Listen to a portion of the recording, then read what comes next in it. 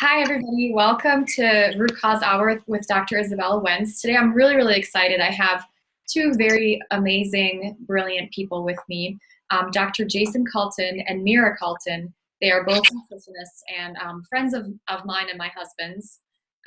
They have just really changed the nutrition world around, and today I'm really excited to have them here. We're going to be focusing on nutrient deficiencies and osteoporosis. So as many of you guys have been following my work know, I always try to look for the underlying root causes of diseases.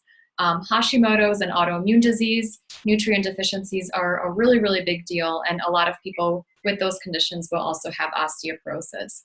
So let me tell you a little bit about Dr. Jayson Calton and Mira Calton. So they're known as the Caltons, and they're among the world's leading experts on the topics of weight management, lifestyle medicine, and micronutrient deficiency. Their high success rate working with adults and children to achieve sustainable weight loss and reverse disease and health conditions has made their consultancy highly sought after by celebrities, athletes, and top corporate executives around the world. It's their belief that replacing your body's lost micronutrients is the key to preventing and reversing many of today's most prevalent health conditions and diseases. So the Caltons have an amazing book called Naked Calories, and they also have a book called Rich Food, Poor Food, and something that is one of my favorite things. It's a nutrients supplement that I've been taking, and I have been recommending it for my clients as well as family members. So with that, welcome Jayson and Mira. How are you doing today? We are so excited to sit here and talk to you. Thanks for having us. Absolutely. Now, osteoporosis as a slight petite woman that happens to be Caucasian and has a family history of osteoporosis. My mom and my aunts and my grandmother have been affected. This is a really big area of interest for me. During college, I had a test done and I actually showed osteopenia. What brought you guys into the world of osteoporosis? Well, I guess it was me, but I'm actually the exact opposite of you. I actually have no history of it in my family at all. So I am white as well and a female, but we know, and my sisters, and I'm coming from a family of all women. So I've got 3 older sisters, no history of osteoporosis. My mother, my grandmothers, nothing. So it kind of came as a surprise when I turned 30 that I was living in New York and I was a publicist and I was doing like film premieres and all these great events, and I had my own company. And I was really busy working hard, and I just started to feel kind of ick. I mean, I really didn't put my finger on it at the time, and I wasn't really paying that much attention. I was just trying to work harder and get further ahead, and everything sort of started aching first. And I was just like a little tired, and why is everything so sore? Started through my hips and my lower back. And then, I started, not paying attention even further, and it kept going on and on. And then by the time I turned 30, I was actually literally just on my couch in my loft building in New York City, not going out anymore to see my clients, not going to my events, lying with a computer, just typing away on my chest because I was in so much agony that I was either downing pain pills just to like stop the pain just for a little while so I could get work done. But I couldn't go out. I wasn't getting my own groceries, anything. And I decided to go see the doctor at that point. And at 30, my doctor sat me down and he's like, I don't even know how to tell you this, but you have advanced osteoporosis. I'm diagnosing you with the bones of an 85-year-old woman. Wow, at age 30. At age 30. And I was like, how is this even possible? Like, I thought like maybe I had broken something or slipped a disc or something, or, really high shoes. We love shoes. Had to be the shoes. I blame those darn shoes, but it wasn't the shoes. Yay. No, I had advanced osteoporosis, and he told me, you're not going to get any better. It's never going to reverse. Osteoporosis does not reverse. And you're going to be on all these medications for the rest of your life. And that's sort of where he left me. And all of a sudden, osteoporosis became a huge word that I had never even thought about before. And it changed everything. Mm-hmm. I had to sell my company. I had to leave New York and move in with my sister, which you can imagine having your own company and then be like lying on someone's couch being an invalid's not the best feeling. And I started just doing a lot of research. And the only thing he told me besides the medication was calcium. Mm-hmm. And so I started saying, calcium, well, I can start there. And I looked at calcium and I was like, calcium, it's a mineral and that's a micronutrient. And all of a sudden they're like, but there's also magnesium and that's another what is this stuff? And I didn't know what to make of all of it. So after doing a lot of research myself, I found a doctor that I could work with that had been seeing clients for over a decade and was willing to sit down and look at osteoporosis as something that we wanted to cure, not just take medicine and put a Band-Aid on. And after 2 years, I was really, really fortunate because we went back to the same doctor, got another DEXA scan, and I found out I didn't have osteoporosis. I didn't even have osteopenia anymore. Wow. So not only were they ready to fall down, dumbfounded, but I luckily fell in love with my doctor and married him. So it worked out for the best. Lucky me. Lucky me. Yeah, what a great story. So, so absolutely doctors will say that osteoporosis and osteopenia cannot be reversed, that it can only be slowed down, but you're living proof. And you have the DEXA scans from before and after, which are basically the scans that show where your bones are doing. So for the listeners at home that, I think everybody's kind of heard the word osteoporosis. What does it really mean for the person that has it? Like, what are the implications? Who does it affect? And why do you not want to have osteoporosis, basically? Well, it affects both men and women. And so more men are starting to get osteoporosis today than ever before. But it basically affects anybody typically over the age of 35 when the bone matrix stops building up bone as fast as it starts breaking it down, right? So there's this normal kind of building up and breaking down that occurs. And after age 35, we tend to break down more than we build up. Now, that can be prevented through a good diet and through proper exercise, but that's the time period you want to worry about. So osteoporosis is really just about the bones becoming weaker and having a much more higher likelihood of having bone fractures. And that's definitely not what you want. So you fall down and you fracture your bone, and then things really go bad. So, osteoporosis is completely preventable. And like you said, according to the medical community, although it's not reversible, what they'll say is you can prevent the consequences of osteoporosis, or maybe you can slow the bone loss down. But what we learned with Mira, and kind of what we had no idea what we were going to discover when we started this journey together, we learned that you can reverse the bone loss, and that you can completely not only prevent osteoporosis, you can reverse it past osteopenia all the way back to healthy bones. And we're like completely crazy passionate about this now because, my life would have gone a completely different place. It literally was sitting on a sofa and not traveling the world like we've been fortunate enough to do. And now all these women, they see us on television talking about this, and they call, and we're seeing it. We're able to do the same thing we did with me with people who are already 65. Yeah. Some people try to say, well, you were 35 and that's why you were able to reverse it. But no, we're seeing it now with our clients, and they're in their 60s. So it's a lot of really good hope out there for other people that they too can, take in charge of their own life and actually, heal their own diseases. Right. That's really, really amazing. And I especially love the Dr. McDreamy story. So can you tell us more for people that are at home that, don't have access to you guys? What are the root causes behind osteoporosis? Like what causes this condition to develop? Because, I think a lot of conditions are lifestyle based, and I'm guessing you guys are going to say this one is too. Yeah, well, we basically bring it down to everyday micronutrient depleters. It's just a phrase we made up. So it's EMD. These are the things that you come into contact with every single day through your lifestyle that slowly rob you of your essential vitamins and minerals that help to build the bone. So we have a slew of these that we could talk about, but we'll just bring up a few, like sugar. Sugar blocks the absorption of calcium and magnesium. So when I got osteoporosis, I used to literally eat Swedish fish, like pop Swedish fish, like just mindlessly, because my body was craving that sugar so much. But what I didn't realize is the more sugar I put in, the more I was blocking the calcium and magnesium. And when calcium and magnesium run low in your body, you crave sugar. So it's like a dog chasing its tail. It's this vicious circle that depletes and depletes and depletes. So that's one of them. Yeah, there's a lot of talk these days about, you should get rid of sugar and it's so toxic and it's so bad for you. But I think it's not one of the areas that we really, think about much, is that sugar can actually cause these micronutrients to be depleted. And we should probably clarify for people what a micronutrient is, right? So food has two basic components. When you eat food, you get the calories. So those are your carbs, fats, and proteins. Those are macronutrients. And then you get these vitamins, minerals, essential fats, and amino acids. Those are the micronutrients. So there's two separate families. So when you eat food, the objective, people say, well, I'm eating a really healthy meal today. What do they mean? But they don't mean it's one necessarily that has more protein or fat or carbs. What they probably mean is I'm eating a meal that has a lot of these nutrients. So we like to expand that to the micronutrients, right? So it's these vitamins, minerals, essential fats, and amino acids that we really have to make sure that we replace in our diet every single day so that our body has enough of them so they can build these bones. But a lot of people think it's just adding them in. Like when you eat, you add up your micronutrients. But things like sugar actually drive that number back down. Wow.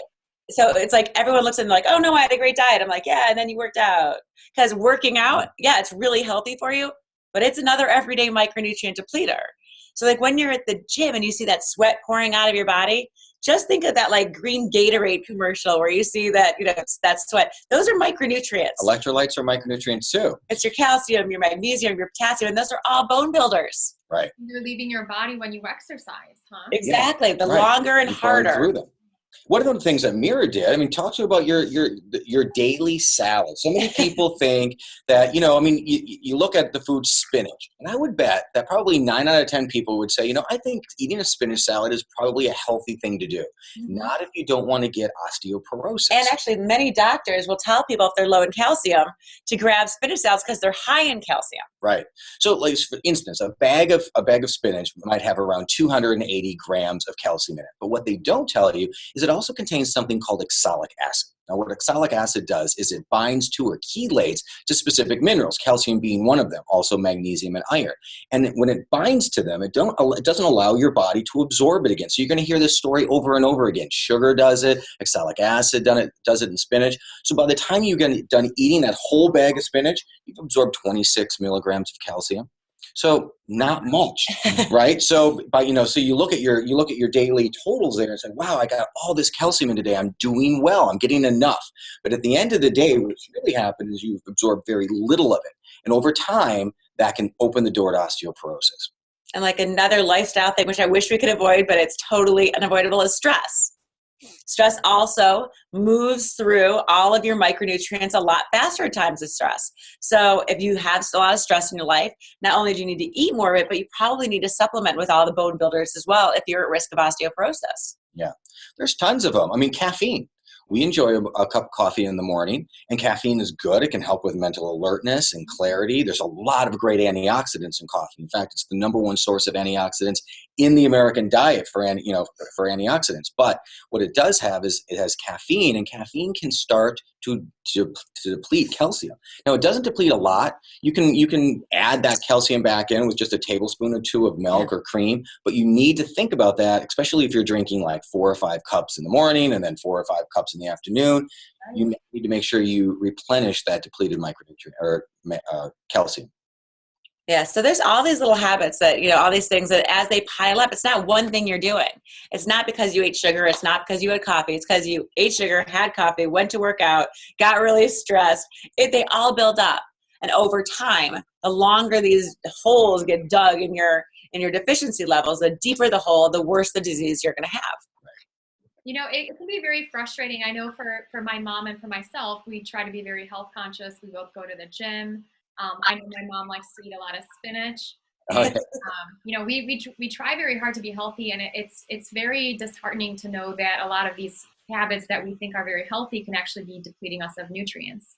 Another thing that I recommend for Hashimoto's and for asthma and a lot of different autoimmune conditions is actually figuring out if you have food sensitivities.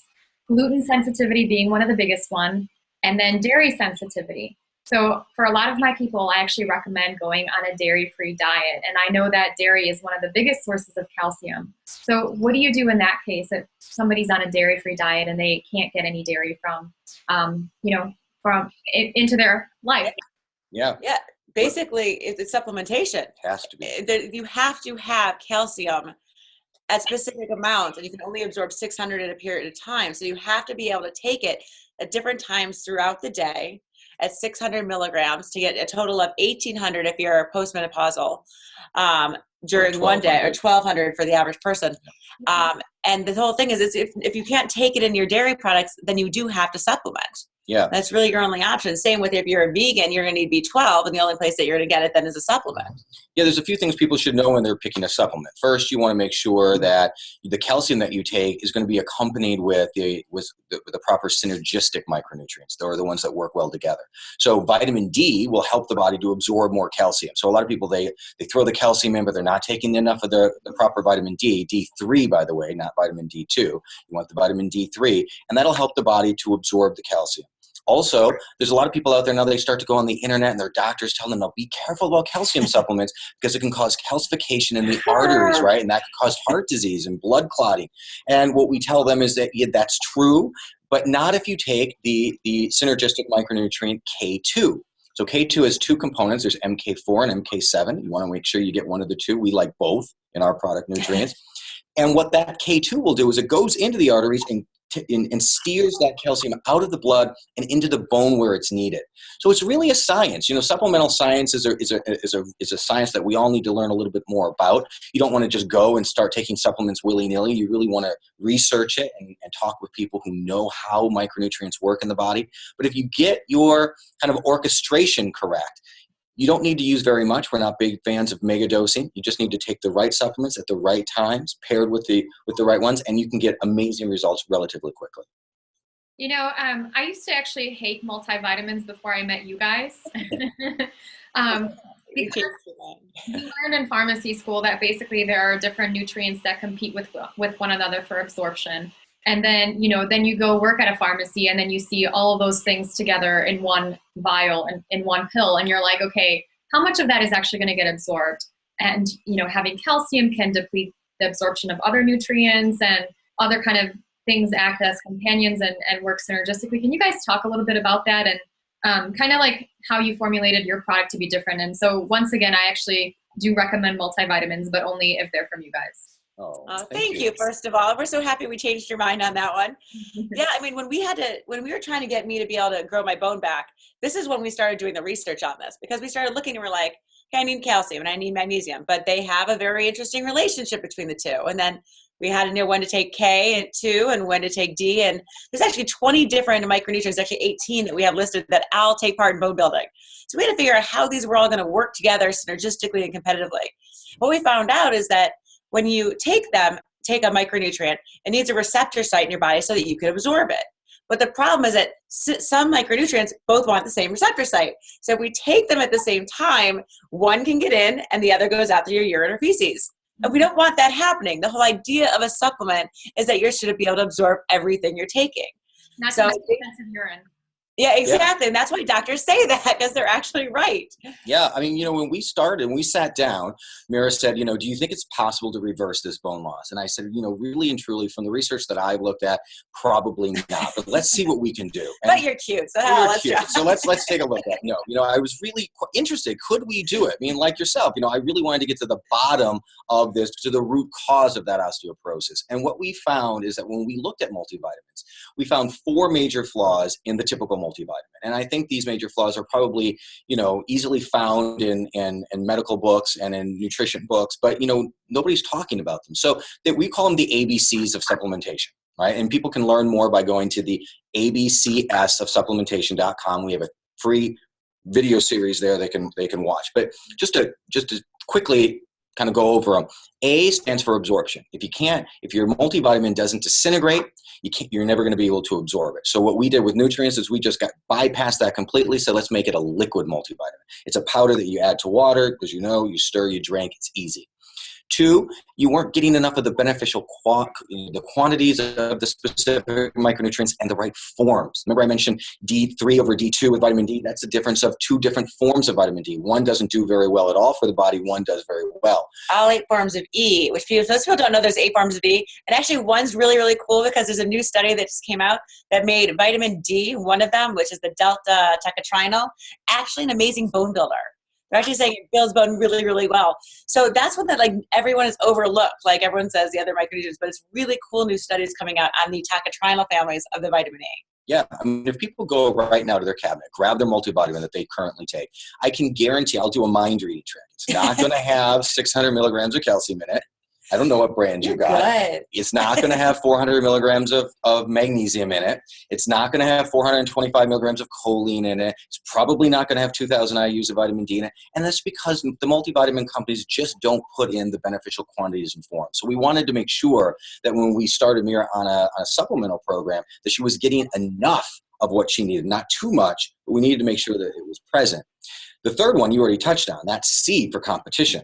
These micronutrients are competing, like what Mira said. And so what we needed to do, there's actually, in the typical multivitamin, there's almost 42 different competitions that can take place. And so you can imagine almost crazy? everyone is competing in some way with some other micronutrient. So we sat there literally with a big whiteboard for, my goodness, years. And I must have looked, drew a line, erased the line, drew a line, erased the line, did another study. And finally we created this formulation where we thought, okay, we think we have two kind of formulas that won't compete with each other. And that's what we did. And we went to the US government and we submitted our information. And after 6 years of them digging through our research, they finally gave us a patent on this, and we call it anti-competition technology. Yeah. And then lastly, like you said, a lot of the synergistic micronutrients. The problem with most multivitamins is, yes, you look on the label and all those synergies are there, but unless you erase the competitions, those synergies can't take place. So those were the 4 flaws that we found, and we've worked many, many years now to try to get around those flaws in creating our own multivitamin. And that's why I actually like pharmacists so much. Like, and this is before we knew you even. Yeah.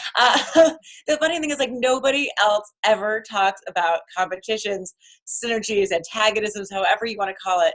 And it's really it's the pharmacist, because it's usually a pill interaction with a food or a drug interactions.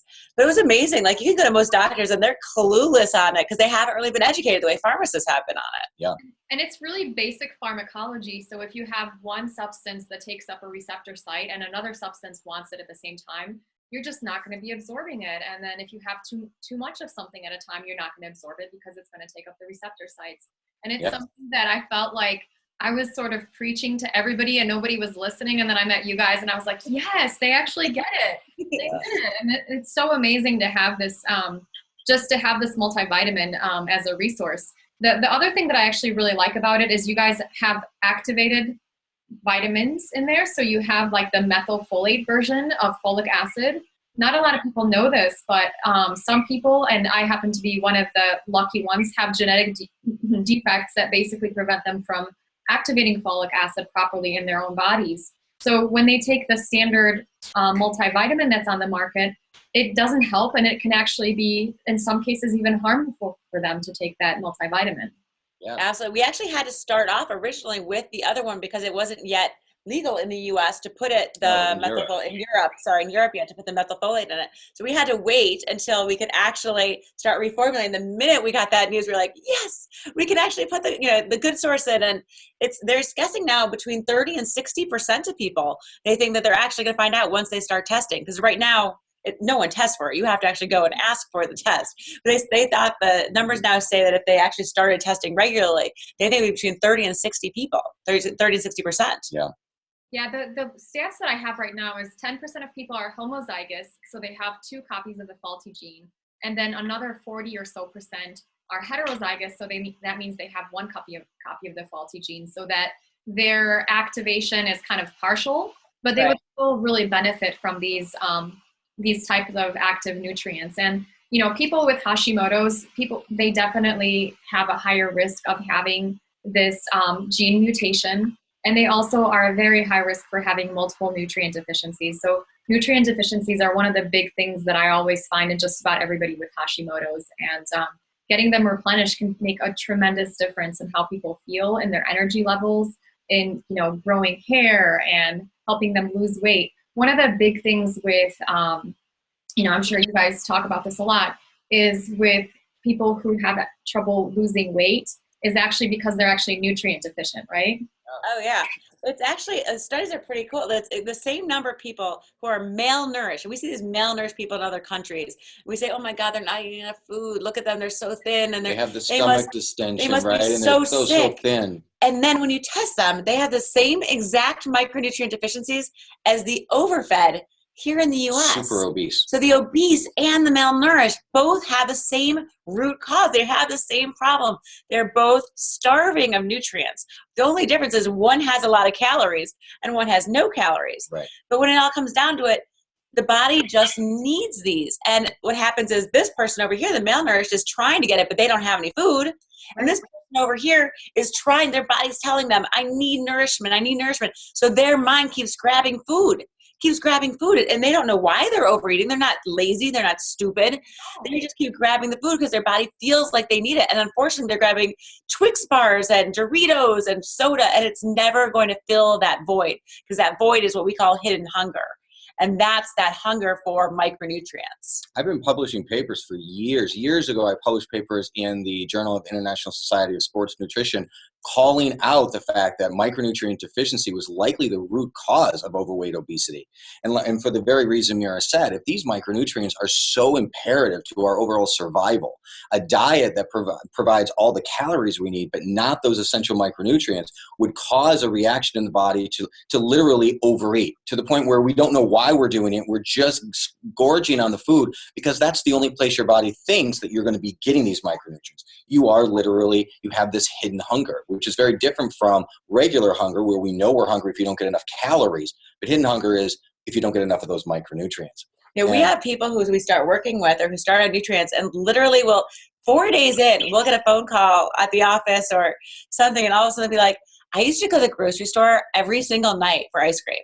Mm-hmm. And I haven't done it for since I started doing this. And then I just realized I put it together. Yeah. And I just don't need it. My body's not craving it anymore. And it's not because it just stopped craving it. It's because of the supplementation. Yeah, they used to think they didn't have any discipline. People would beat themselves up. Why can I have the discipline? It really isn't an issue of discipline. It's really a physiological need for those micronutrients. But once you fill that gap, once you become micronutrient sufficient, it's amazing. A day or two later, all of a sudden, you just don't have the cravings anymore. And then it's a habit to break, and that's easy. You can break a habit. You really can't change a physiological craving. It's like a survival instinct. If your body thinks it's starving, it's going to cause you to be hungry, and all these hormones are going to get released so that you seek out more food, because that's where you get these micronutrients. And unfortunately, nowadays we are getting most of our nutrition education from Subway commercials, and our food is highly processed. And so we end up not being able to get enough nutrition from our foods and not enough micronutrients. So thank you for this. For people at home, like my mom, for example, she does weight-bearing exercise. She does spinning. She does cardio. She eats a gluten-free, dairy-free, very healthy diet. What kind of recommendations would you have for somebody like her who is at home and who wants to maybe has been diagnosed with osteoporosis or is at risk for it, or osteopenia? What would be some quick things, like, your top 5 recommendations for a person like that? What would you have them do? Okay, I'm going to do one real quick. Stop so much cardio. Yeah. Just stop it.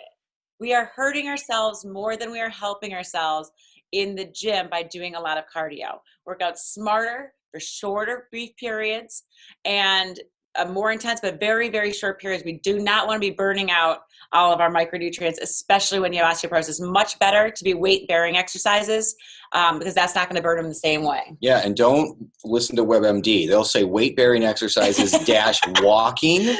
Walking is not a weight-bearing exercise. Unless you're injured or that's the absolute only thing you can do. I'm talking about you need to be in the gym with actual weight stressing the bone, because that stress on the bone is what's going to activate the bone to start to rebuild. So you need to actually have that weight-bearing exercise. Another thing, get to know what the anti-nutrients in your food are. We mentioned a couple of them here today with oxalic acid, but there's also phytic acid. These are found in things like nuts and seeds and even whole grains that aren't wheat, even if she is gluten-free. So you got to watch out for those. Oh, I have a really fun one, and this everyone's going to like. Drink 2 glasses of wine a day. Yes, or more. No, and I'm not kidding. They actually started doing more studies. 2 to 3 glasses of wine every single day actually promotes bone building. So what they did in this study is they actually had these people do this, and they saw bone recovery every single day. And then they took the wine and the alcohol away. It doesn't have to just be wine. This is my preference. Yeah. So they took the wine away, and they actually saw loss immediately. the bone started deteriorating every single day. And they said, okay, let's see what happens. It can't just be the alcohol, put the alcohol back in, and they started building again. And it's not just one study. There's a bunch of finished studies, and they're actually all in our new book.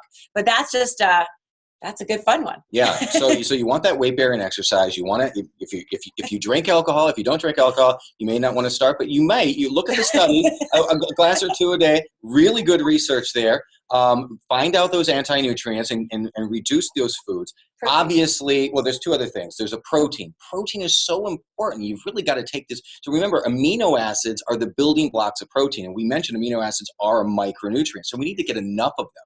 And we really want to get quite a few in. There's a couple of amino acids that really do well for bone. L-lysine. L-lysine is an amino acid that will help with the absorption of calcium.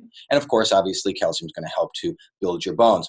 And the last thing is take a well-formulated multivitamin-like nutrients, right? So get those micronutrients that you need in there so that they can do the work that they're supposed to be doing, which is to rebuild and prevent that bone deterioration. Assume deficiency. You're deficient. 99% of people in America are deficient. So don't say this doesn't pertain to you.